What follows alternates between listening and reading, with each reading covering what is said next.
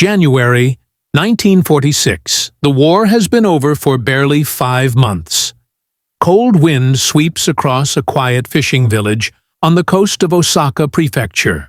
Rooftops lie broken like old bones, scorched timbers jutting where homes once stood whole. The winter tide rolls in slow against the shore, bringing with it the smell of salt and smoke-soaked memory. A bell tower leans, cracked. A schoolhouse, once filled with the voices of children reciting morning lessons, stands half-collapsed. Windows blown out, chalkboards charred, wooden desks stacked like rubble because, here, they are rubble. Japan is defeated, occupied, struggling to breathe again. In the distance, engines echo across the morning stillness. Trucks grinding up a dirt road. Villagers turn uneasy. Soldiers dismount. American helmets glint in the pale sun. Crates of timber, nails, sheets of tin and canvas are lowered to the ground. Mothers whisper warnings.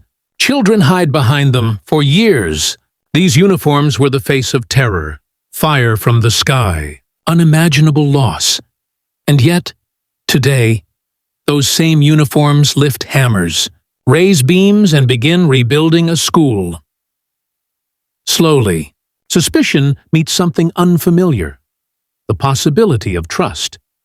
And with that first cautious moment of rebuilding, the larger story begins. Japan, January 1946. The empire that once stretched across East Asia lay shattered. Cities reduced to ash by incendiary raids, rail lines twisted, farmland scarred, more than 60 major population centers burned, 8 million displaced, food scarce, fuel nearly non-existent, winters bitter and long. And yet, beneath the rubble, something less visible had also collapsed: the nation's system of education. Before the war, schools had been pillars of imperial ideology. Students trained not only in arithmetic and literature, but obedience, loyalty, sacrifice. Classrooms echoed with militaristic anthems, maps centered on Tokyo. Portraits of the emperor hung, revered as sacred. By war's end, many of those same buildings lay silent. Tens of thousands destroyed by bombing. Others stripped for firewood by desperate residents. Teachers demoralized, some imprisoned, others lost in the chaos of surrender and occupation. Textbooks suddenly obsolete, their pages filled with banned imperial doctrine. And in countless communities, children simply roamed, hungry, traumatized, directionless. Into this landscape stepped a force few could have imagined months earlier: American occupation authorities. Supreme Commander for the Allied Powers, SCAP, headquartered in Tokyo under General Douglas MacArthur, launched a sweeping mission, not just to demilitarize Japan, but to rebuild it, to reshape a defeated nation into a stable, peaceful democracy, to ensure the causes of war never returned. Public security, food supply, political restructuring, and, quietly but forcefully, education. Schools, soldiers argued, were not merely buildings. They were the foundation of a society's future, its beliefs, its skills, its trajectory. In Washington and Tokyo, planners understood. If Japan were to rise from devastation, the classroom would be one of the first fronts. American engineers surveyed ruins where chalkboards had melted to slag. They took notes on collapsed rafters, shattered playgrounds, bombed-out libraries. They spoke with village elders, prefectural officials, teachers who had survived, the ones who now stood in soot-stained coats trying to imagine lessons without walls, books, or heat. Millions of children faced a future without education. Many were already slipping into black markets, scavenging, drifting through ruins in search of food. A lost generation seemed perilously close. Japan's leadership, humbled, disoriented, recognized the stakes.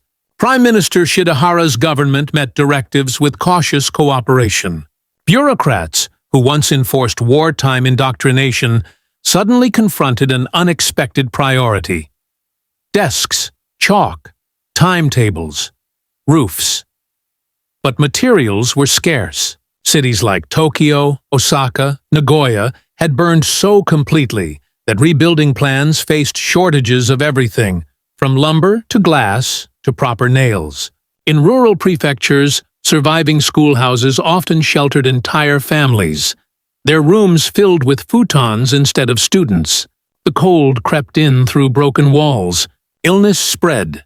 Across the country, classes resumed in open fields, in temples, inside barns, wherever space existed. And there, in the middle of confusion and hunger, news began to spread through towns and villages. Americans were coming not to seize, not to punish, but to repair, to build, sometimes by hand, sometimes alongside Japanese carpenters, sometimes with military trucks delivering wood and tools donated by U.S. units stationed nearby. Few believed it at first. For years, propaganda on both sides had demonized the other. Japanese civilians had grown up fearful of the foreign invader, the ogre, the outsider image cultivated by wartime messaging.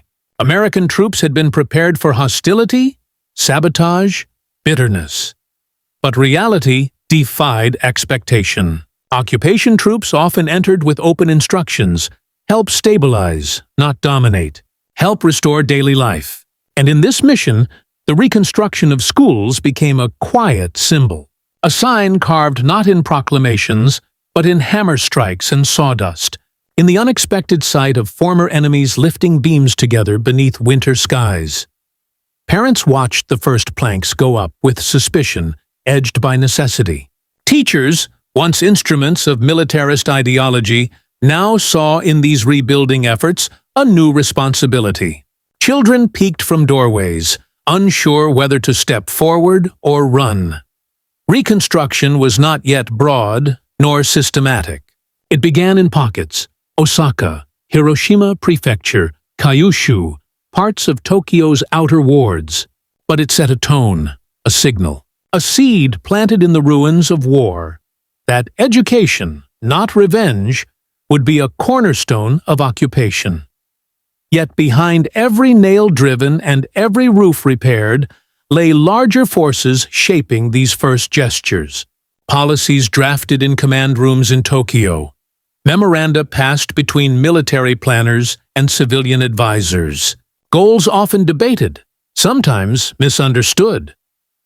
For to rebuild schools in Japan was not merely an act of mercy, it was a strategic move, carefully designed, deeply considered.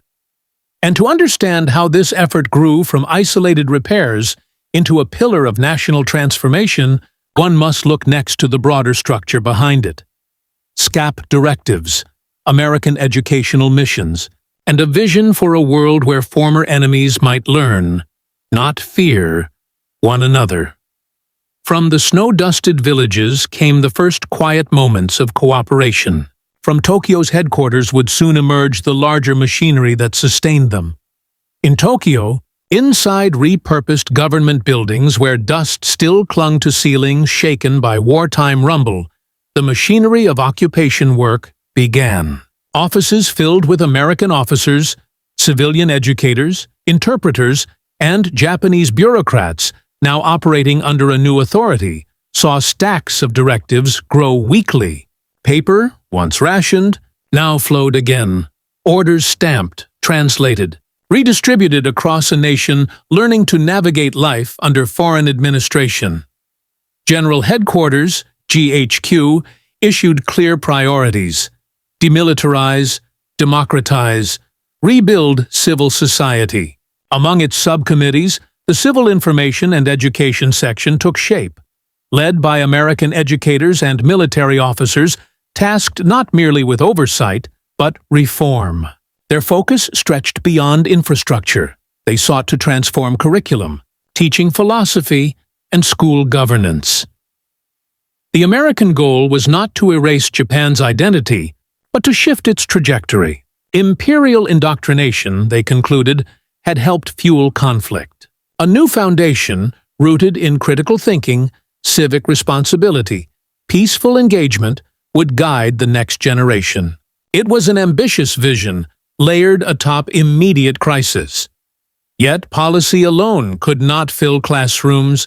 Japan's Ministry of Education scrambled to reprint books stripped of emperor worship passages and militaristic poems. Teachers were instructed to remove portraits, to stop bowing toward the imperial palace, to rethink lessons. For some, this brought relief. For others, disorientation. Loyalty had been sacred, unquestioned. But the war's end left little room for clinging to the past. American education missions toured schools, often walking through rubble to meet with principals who bowed deeply, half from habit, half from uncertainty. They observed winter classes held outdoors, students wrapped in rags, huddling near makeshift stoves fueled by scraps of wood. They wrote reports, noting not only the physical devastation, but the emotional toll. Children quiet, eyes unfocused, many still processing loss. In Washington, scholars and policy thinkers monitored progress from afar, seeing Japan as a test case in post-war reconstruction. In Tokyo, MacArthur's staff pressed forward, determined to turn a shattered empire into a partner for peace. On the ground, U.S. soldiers who had expected hostility instead encountered hunger, humility, and exhaustion. They witnessed mothers lining up for food distributions, fathers searching job boards posted outside city offices, school children studying arithmetic on salvaged slate boards balanced on their knees. Slowly, local cooperation grew. Prefectural offices reopened, staffed by Japanese officials who now reported both to Tokyo ministries and to American oversight. Municipal committees formed to survey damage, allocate resources, and prioritize reconstruction. And in these local meetings, where farmers sat beside teachers and carpenters beside clerks, the conversation frequently returned to one point. Schools must reopen. It was not simply infrastructure. It was dignity, structure, hope. Education offered order in a world where control, certainty, and pride had evaporated. Education offered order in a world where control, certainty, and pride had evaporated. Children in classrooms would free parents to search for work, rebuild homes, gather food. It would provide warmth, sometimes the only heated building in a village. It would teach more than science and writing. It would reassure a wounded nation that its future still existed. American planners understood this psychological importance as much as the logistical one. Reconstruction teams began prioritizing schools alongside essential public buildings. They coordinated with Japanese carpenters, engineers, and volunteers who, once directed by military orders, now worked from collaborative blueprints. Materials trickled in: nails, timber, corrugated metal roofing, tar paper repurposed into temporary walls, surplus army blankets used as window coverings until glass returned to supply chains. Schoolyards once cratered by bombs now filled with children sweeping debris and gathering stones for foundations. In villages, the repairs became a ritual. Sunrise labor parties, tea passed in chipped cups, teachers cataloging donated supplies on handwritten ledgers. American soldiers sometimes joined them, not as conquerors, but laborers under strict guidelines to maintain respect and neutrality. They arrived unarmed, in work fatigues instead of battle gear, a deliberate signal of intent. To many Japanese civilians, this approach felt surreal. The same nation whose aircraft had ignited their cities now drove nails into the beams of their children's schools. Some watched in silence, struggling to reconcile memory with present reality. Others observed cautiously, curiosity replacing fear. A few, very cautiously at first, approached these soldiers with bows, offers of assistance, small gestures of gratitude. Rare but growing moments where former enemies realized they shared more in common than the hatred war had taught them. Yet this was still fragile ground. Trauma lingered. Rumors circulated. Misunderstandings flared, but each repaired building, each classroom reopened, moved the effort from improbable to undeniable. Soon, the simple act of rebuilding schools would evolve into something larger than nails and timber. It would become a test of cultural understanding, logistical ingenuity, and moral purpose, a chapter where human resilience confronted devastation with quiet, determined hands. From here, the story widens. To understand its full scale, we now turn to the people and perspectives who lived this transformation from the inside. In many towns, the return of learning did not begin with tools or timbers, but with hesitant footsteps. Children approached rebuilt schoolyards slowly, clutching satchels sewn from scraps, lunch pails empty more often than not, scarves wrapped around thin faces, wooden clogs tapping across frozen dirt. The war had aged them, eyes deeper than their years, posture shaped by hunger and uncertainty. Parents watched from a distance at first. They knew bombing sirens better than school bells. Their children had practiced fire drills under enemy aircraft.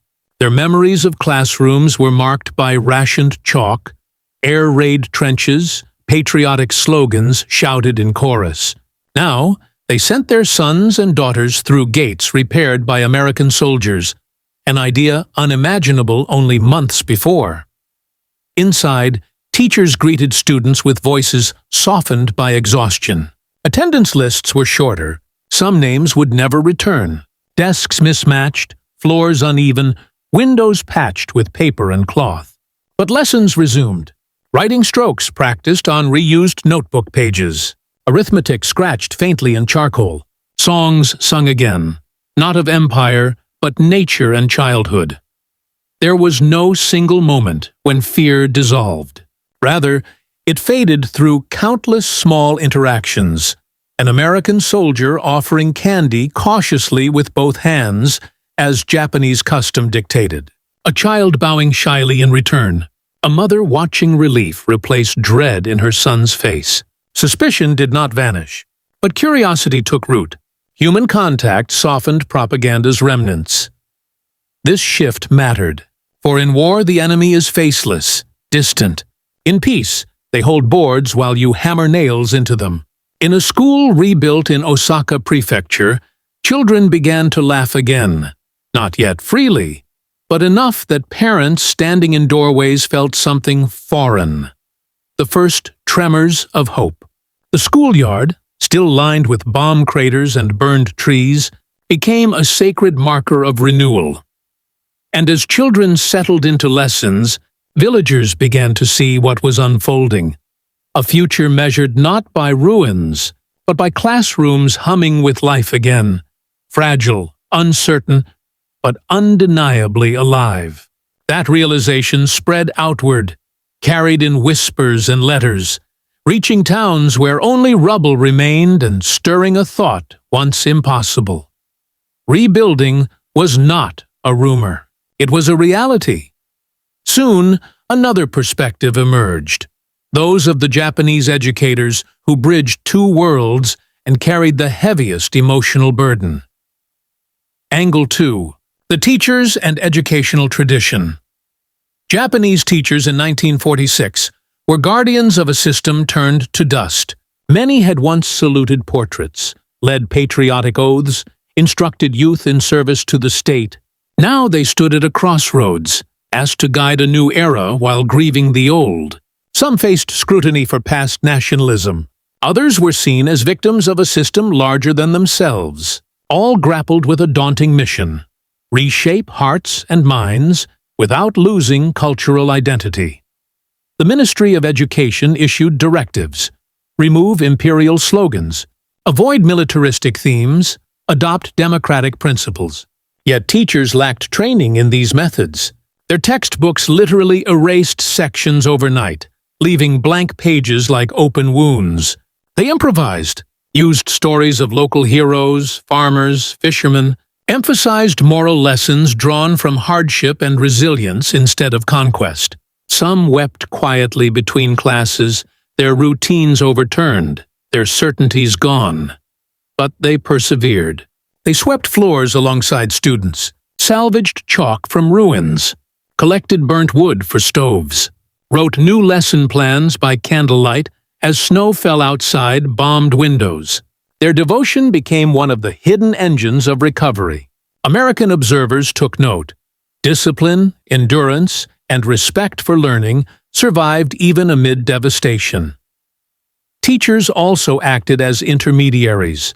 They reassured wary parents, translated American aid instructions, organized carpentry teams, and oversaw distribution of donated supplies. They bowed deeply to foreign officers, then turned to bow equally to village elders, honoring tradition while navigating change. Their dignity helped calm the fears of civilians who did not yet trust the uniforms carrying lumber. In parent-teacher meetings, conducted in cold assembly rooms with missing walls, educators spoke of a future not defined by war, but by knowledge and civic responsibility. They did not always agree with occupation directives, but most recognized a simple truth. If children could study, Japan could stand again. Through these educators, a new Japan began to form, not by decree, but through chalk dust, shared labor, and endurance. Yet the work required resources, planning, and coordination beyond what villages could muster alone. That responsibility fell to another group, the U.S. soldiers and civil affairs officers tasked with rebuilding what war had torn apart. Angle 3. The American Soldier and Aid. Perspective. For many American servicemen, Japan was their first experience with an enemy up close, not through gun sights, but eye to eye. Soldiers arrived expecting hostility. Instead, they found quiet desperation. Empty markets, crumbling homes, children barefoot in winter, scenes that shook assumptions shaped by wartime propaganda. Military units had received orders: treat civilians with fairness, respect customs, maintain discipline. Units formed civil affairs teams. Engineers trained in combat repair shifted to humanitarian missions. Carpentry tools replaced rifles. Trucks that once hauled munitions now carried lumber pulled from U.S. bases or purchased through occupation logistics channels. Some soldiers donated personal items, pencils, paper, food rations, to local schools. They taught basic carpentry techniques, repaired roofs, constructed temporary classrooms from salvaged timber. Language barriers led to hand gestures and improvised signs. But cooperation grew. Japanese carpenters, engineers, and laborers soon worked beside them, often faster and with unique joinery methods rooted in centuries of craft tradition. Many Americans kept journals describing villagers bowing in gratitude, children following convoys waving hands, teachers presenting hand-painted thank you banners. Others noted the heavy emotion of seeing former adversaries living in ruins, a sobering reminder of war's cost. Respect replaced resentment. Humility replaced triumphalism. These encounters forged a foundation of goodwill, not universal, not unbroken, but powerful enough to reshape perceptions on both sides. Former enemies discovered common purpose, and through simple acts of reconstruction, a bridge began forming between two nations that only months earlier had sought one another's destruction. And as the hands of builders, Japanese and American, met over beams and chalkboards, the story deepened into a wider set of motives and mechanisms awaiting exploration.